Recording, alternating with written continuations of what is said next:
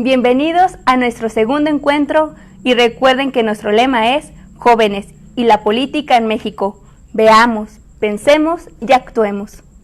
Hoy hablaremos de nuestro país en medio de una crisis que nunca termina. Muy buenas noches, queridos amigas y amigas jóvenes, y a todas las personas que nos hacen el favor de recibir esta transmisión.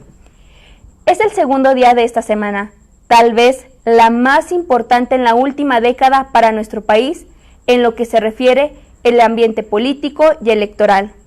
Soy María Isabel González, soy mexicana, soy psicóloga y estoy convencida de que juntos podemos construir un México lleno de paz, alegría y vida para todos. Me gustaría comenzar retomando la pregunta que ayer mis amigas y compañeras Belén y Alma nos presentaron. ¿Te preocupa México? ¿Te preocupa la situación que vivimos? ¿Te preocupa el futuro de nuestro país? En todos los sentidos, en lo económico, en lo político, social, en la educación, en lo laboral, en los valores o antivalores que se promueven y se asumen como lo correcto. Amigos, veamos la realidad de nuestro país, abramos los ojos y asumamos la verdad sobre el momento histórico que nos toca vivir. No sé si estés de acuerdo, pero me atrevo a decir que México es un país que vive en medio de una crisis que nunca termina. En algunas ocasiones escuché a uno de mis maestros decir que a su generación le habían llamado hijos de la crisis, y su comentario era porque decía que nacieron en un México en crisis, crecieron en un México en crisis y seguían viviendo en un México en crisis. Pues hoy vivimos una profunda crisis global. En este momento de elecciones, es importante dar una mirada sencilla, pero seria, a la realidad de nuestro país, pues es de fundamental importancia discernir después cómo se está posicionando aquellos que quieren ser elegidos a un puesto de elección popular ante esta realidad de crisis y cuáles son sus propuestas. Hemos vivido y estamos viviendo una tremenda crisis de salud, no solo nosotros los mexicanos, sino el mundo.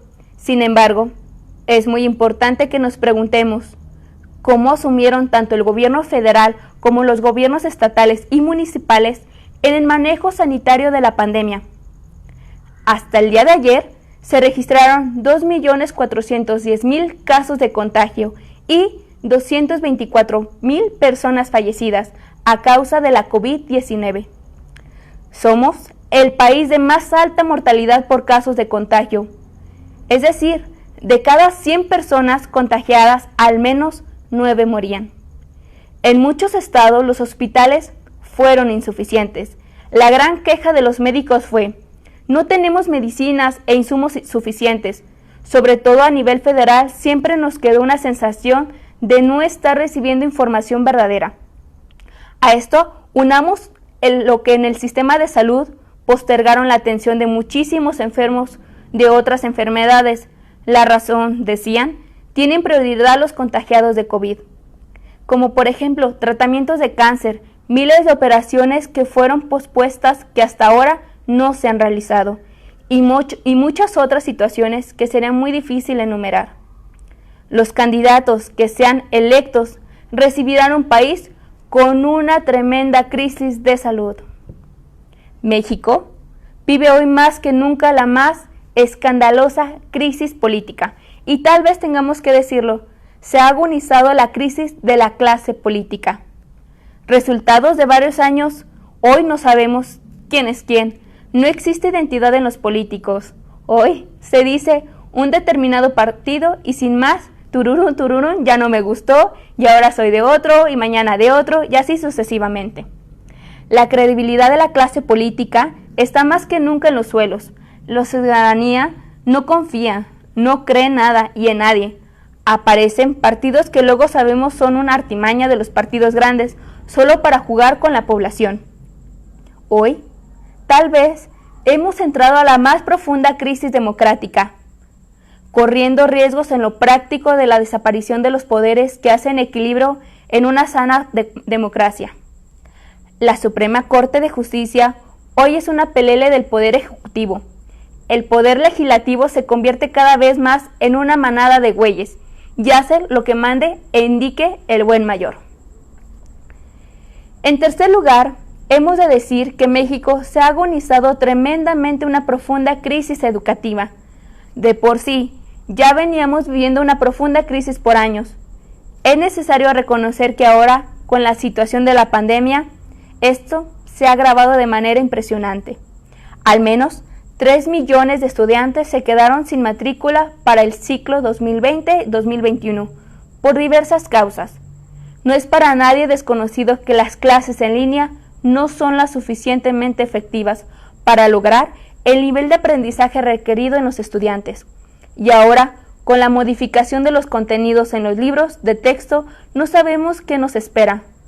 Por eso, hablamos de una profunda crisis educativa que da un fuerte golpe al corazón mismo de nuestra sociedad. Una población educada es garantía de crecimiento integral del país. En cambio, una población no educada con eficacia es presa fácil de los rufianes y de los malandrines que manipulan y destruyen nuestro país. Este es el panorama al que deben responder aquellos que quieren ser electos este próximo domingo. Vivimos también una terrible crisis social, tal vez la más silenciosa, pero al mismo tiempo la más profunda. Ha crecido de manera impresionante la pobreza y marginación de innumerables mexicanos y mexicanas. Crece el narcotráfico cada vez más. La violencia se apodera cada vez más de nuestra ciudadanía y barrios. El crimen organizado es cada día más agresivo y más omnipresente. El descontento de la población respecto de los gobiernos y otras instituciones que en cada vez más manifiesto, tenemos un presidente que no se cansa de provocar enfrentamientos entre la misma población, haciendo una lucha de clases entre fifis y chairos. Dentro de esta terrible crisis social, podemos puntualizar la dura crisis de desempleo. Sin más, de 12 millones de empleos se perdieron en el 2020, recuperándose solamente 9 millones y medio hacia el final del año, lo que significa que iniciamos este año 2021 con más de 2 millones y medio de desempleos provocados por la pandemia del COVID.